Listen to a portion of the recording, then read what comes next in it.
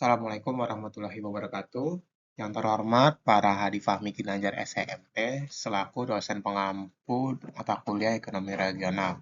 Di sini saya Irfan Hidayat dengan NIM 55532300001 akan mempresentasikan tentang analisis ekonomi regional pada kawasan metropolis Bandung dan Kabupaten Sumbawa.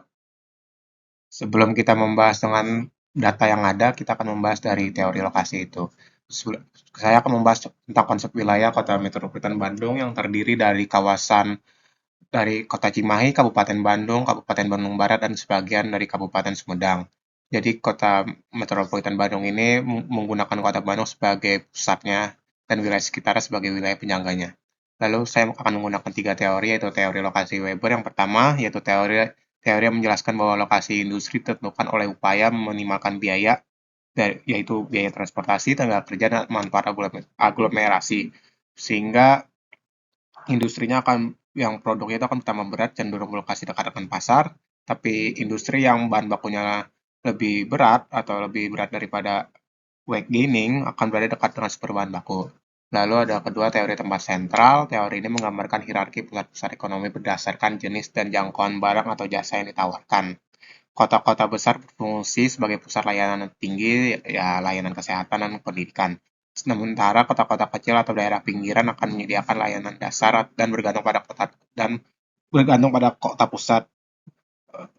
Perbedaan antara kota besar dan kota kecil lebih besar di tingkat di bagaimana rumah sakit dan pendidikannya. Lalu ada teori growth pole atau kutub pertumbuhan menurut Perox. Teori ini menyatakan bahwa pembangunan ekonomi tidak terjadi merata, melainkan berpusat pada wilayah tertentu atau growth pole yang memiliki konsentrasi aktivitas ekonomi. Wilayah ini akan menarik sumber daya dari daerah sekitarnya atau disebut juga backward effect, tapi juga dapat mendorong kawasan lain melalui penyebaran spread effect.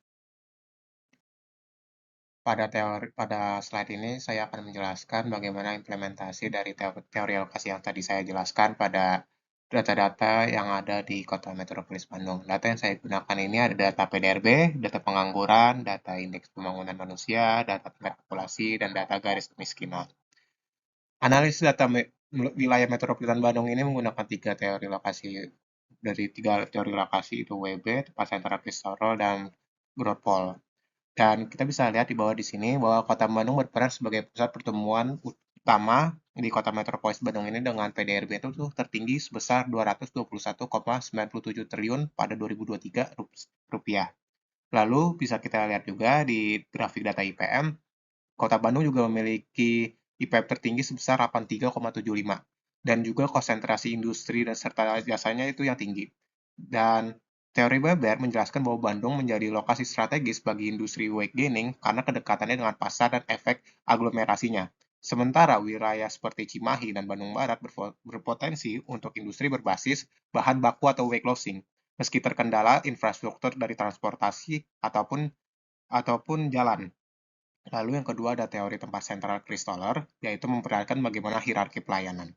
Di mana Bandung sebagai pusat sentral menyediakan barang atau jasa yang tinggi, sedangkan kabupaten sekitarnya berfungsi sebagai penyangga dengan ketergantungan ekonomi yang kuat.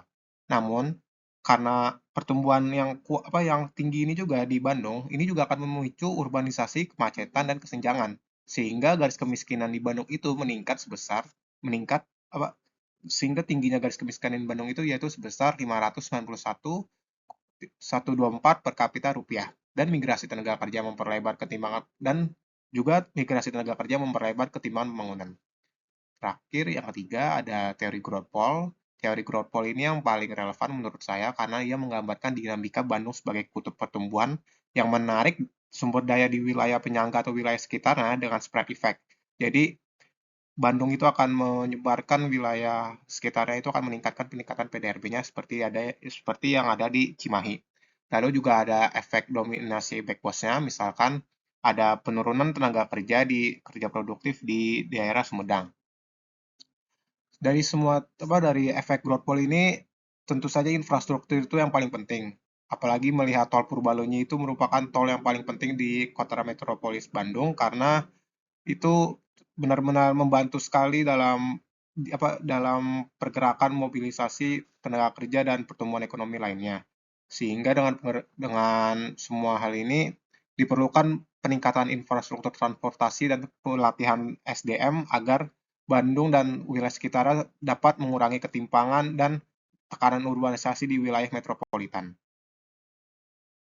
Lanjut, Selanjutnya saya akan membahas analisis location question pada Kabupaten Sumbawa. Analisis LQ ini menunjukkan bagaimana tren dari 2010 hingga 2024 dari dari NTB dengan Kabupaten Sumbawa. Sektor pertambangan dan penggalian merupakan sektor basis dengan nilai rata-rata LQ-nya itu tertinggi sebesar 6,03.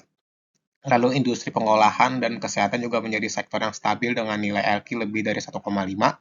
Lalu ada juga sektor pertanian, listrik atau gas, dan konstruksi masih tergolong sektor yang tidak basis atau non-basis dengan LQ-nya itu kurang dari 1. Menurut saya kebijakan yang dapat saya berikan kepada pemerintah adalah mungkin pemerintah boleh meningkatkan diversifikasi sektor basis untuk mengurangi ketergantungan pada sektor pertambangan yang cukup tertekan, tapi mungkin karena di wilayah Sumbawa itu adalah wilayah pertambangan, jadi tidak apa, jadi mungkin lebih banyak macam, lebih bagus juga. Lalu kedua ada peningkatan produktivitas pada sektor non basis seperti pertanian dan energi melalui teknologi. Mungkin bisa memanfaatkan bagaimana alam-alam yang ada di Kabupaten Sumbawa sebagai penghasil energi yang ada dengan teknologi yang ada.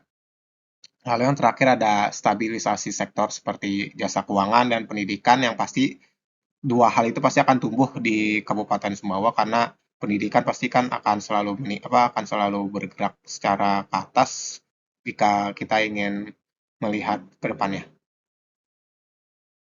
Selanjutnya ada analisis shift share pada Kabupaten Sumbawa. Hasil dari analisis shift share ini menunjukkan bahwa pertumbuhan ekonomi Nusa Tenggara Barat dan Sumbawa didominasi oleh sektor pertambangan dan perdagangan dengan efek nasional sebagai pendorong utamanya. Sektor pertambangan tumbuh lebih lambat daripada daripada yang ada daripada rata-rata nasional, namun memiliki keunggulan lokal. Lalu ada sektor industri dan listrik yang tertinggal karena memiliki nilai PP dan PPW-nya yang negatif. Sehingga kedua sektor itu membutuhkan intervensi kebijakan dari pemerintah seperti peningkatan produksi. Lalu dan Kabupaten Sumbawa mencatat pertumbuhan yang pesat di sektor pertambangan dan konstruksi, tapi tetap saja masih kurang kontribusinya ke efek nasional lah. Maka dari saya, rekomendasi kebijakan yang bisa saya berikan yaitu penguatan sektor unggul melalui hilirisasi pertambangan dan peningkatan produktivitas konstruksi karena dua sektor itu adalah sektor yang sangat lumayan semangat dua sektor itu yang paling tinggi lah dalam memberikan efek PDRB ke ini nasional, ke dalam tingkat nasional. Lalu yang kedua ada revitalisasi sektor industri dan listrik dengan teknologi dan insentif investasi. Jadi jadi pemerintah boleh membuat sektor industri itu lebih lebih bagus, kebijakannya lebih lebih enak buat para investor sehingga investor akan mau berinvestasi. Dan yang terakhir ada pengembangan infrastruktur dan sumber daya alam sehingga pertumbuhan sektor jasanya akan meningkat. Lalu untuk peran saya pada paperwork kelompok, saya berperan menganalisis teori Weber pada Kota Metropolitan Bandung. Jadi saya yang saya membuat implementasi bagaimana teori lokasi Weber pada data-data yang diberikan oleh teman-teman saya. Mungkin itu saja yang bisa saya sampaikan. Mohon maaf jika ada kata-kata yang salah. Sekian dari saya. Wassalamualaikum warahmatullahi wabarakatuh.